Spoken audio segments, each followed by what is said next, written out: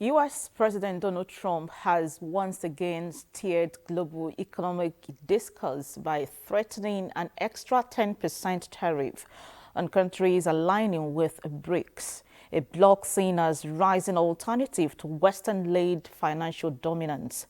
With Nigeria already a Brics partner country and eyeing full membership, the latest tariff threat raises fresh questions about trade, diplomacy, and economic strategy.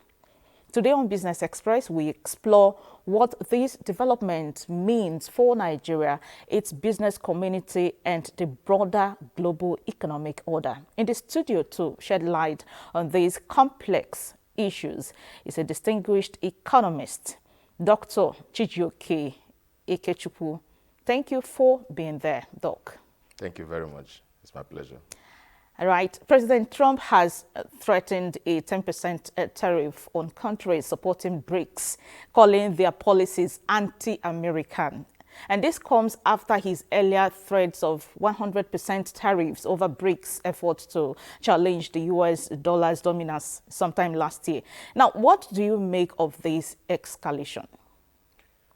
It's unfortunate that some of the policies of America are actually undermining the World Trade Organization goals and objectives.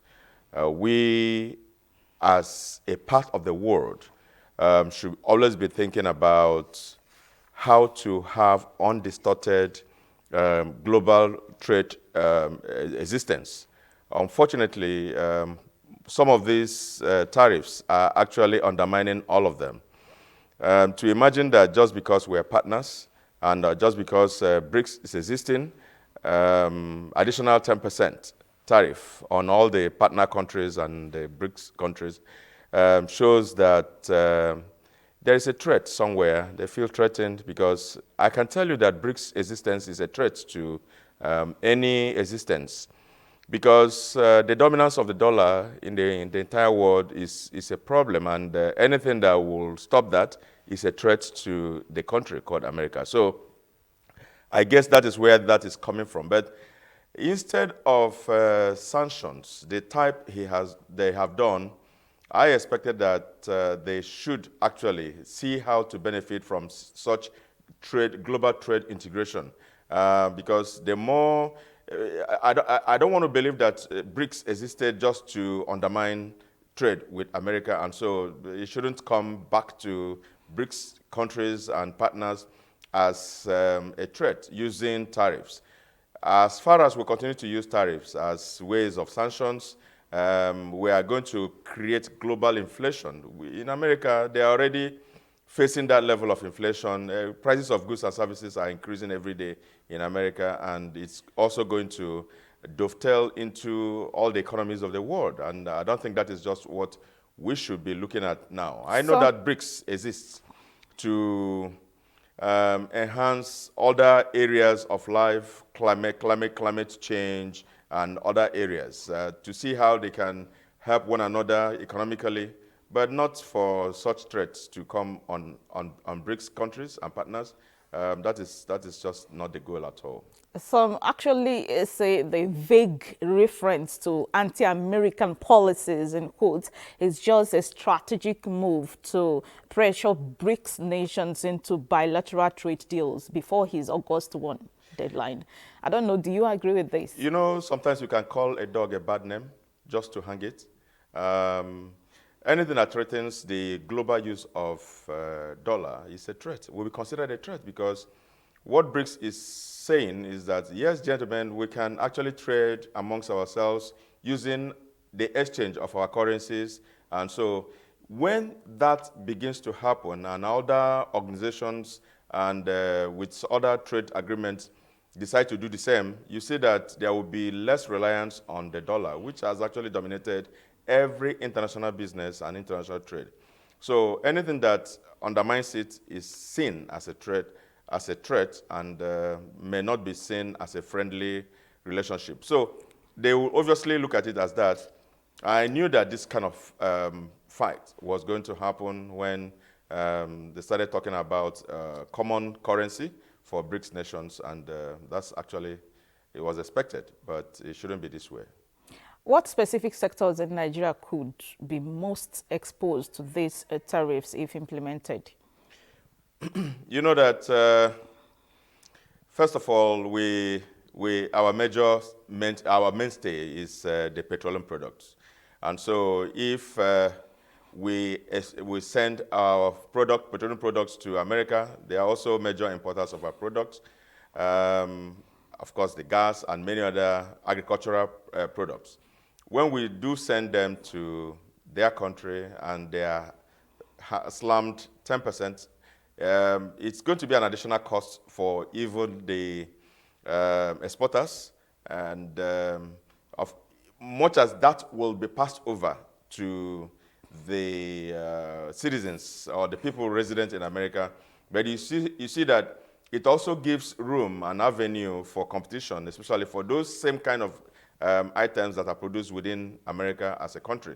So when you have that kind of 10% tariff, it means America is overprotecting their own indigenous manufacturers in those kind of items that we're supposed to be exporting. Don't forget that America also produces oil. Most of the agricultural products that we have are also produced in America. So these are some of the avenues to actually protect their own businesses within their country, and just to bring back the businesses that left America into some other countries with cheaper labor costs back to America. And that's what probably he hasn't told the world he wants to achieve. Otherwise, that's actually what is going on. All right. Now, a key argument from Trump's supporters is that these tariffs are necessary to protect U.S. economic interests and maintain the dollar's dominance. How valid is this argument, in light of the current global economic landscape? If you look at it on just one side, from one side, it may look like it is protecting American business.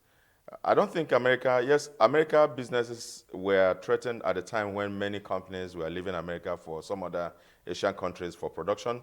But the impact of the tariff, because usually when there is a tariff, there will be a return. There will be a payback tariff. And so if there is an increase and there is a return increase by affected countries, you see that we're going to continue to have increases in tariffs.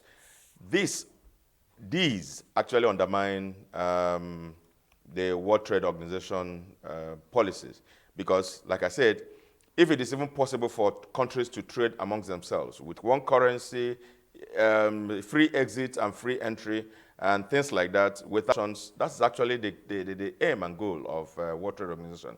But with all these tariff wars, you see that we are not achieving the goals that establish these institutions. The pushback by Brics leaders, from Brazil's Lula to China's spokesperson, emphasizing cooperation over confrontation. What does it portend for the global economic order? You see, what that means is that the countries of Brics are not alone. In other words, no country is an island. Every country needs one another to exist and to operate economically and globally. Now, what it means is that to tell themselves, gentlemen, we hold you, we are at your back, we cover your back, and so economically we can borrow from one another. Economically, we can actually extend grants to other developing economies and things like that. What it also means is that the trade threats coming from the West should actually not be a major threat, so that when such sanctions come, they are not going to be standing alone. When sanctions come from the West, it looks like the entire world will just sanction the same country. But the existence of Brics and their partners means that if such sanctions come, they are going to be standing by their members.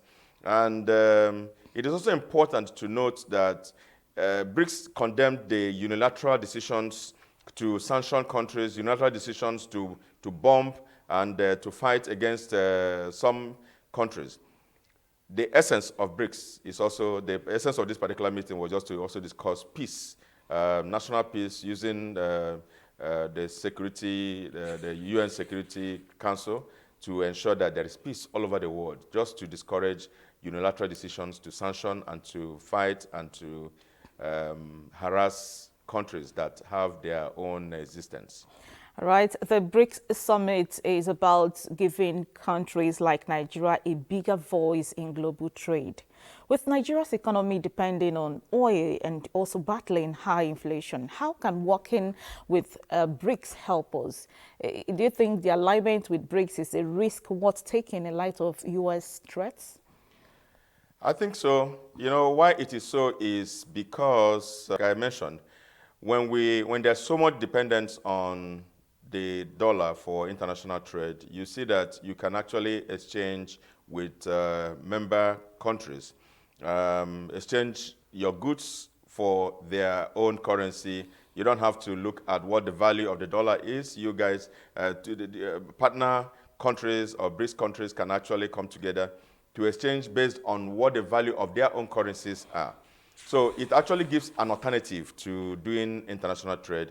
It gives some kind of protection in doing international trade. To that extent, no matter what happens, the other end, even if there's a sanction, you still can have other countries to deal with that will say, yes, you are a member, yes, you are a partner, we can deal with you, irrespective of whatever sanctions that may happen to you. Just if you note, a lot of countries have actually gone down just because there were sanctions by the West. And these sanctions, if globally handled, has actually brought them down, and they haven't been able to operate well, even with the kind of commonwealth that they have. So that is why it is always good to belong to some of these. It doesn't make you an enemy of the West. It only makes you an additional partner to BRICS, and I think that is beneficial to us. It's a win-win for all members, and I think it is beneficial to us too.